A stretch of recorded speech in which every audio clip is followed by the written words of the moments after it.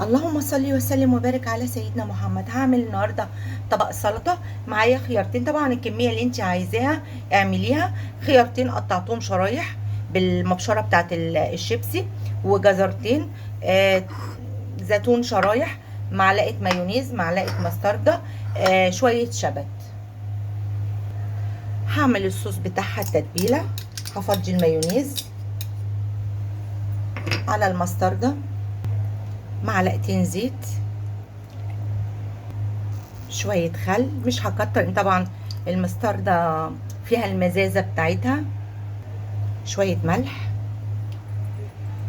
معلقة عسل لو متوفرة، مش متوفرة ممكن تستبدليها بمعلقة سكر، شوية شبت. قلبت كل حاجة مع بعض، هضيفها على السلطة بتاعتي. معلقة صغيرة نعناع ناشف، زينت الوش بتاعه بشوية شبت كنت شايلاهم، وادي شكل الطبق بتاعنا. طعمه مختلف وشكله مختلف. اتمنى يا رب تكون وصفاتي بتعجبكم. من مطبخ بيلي.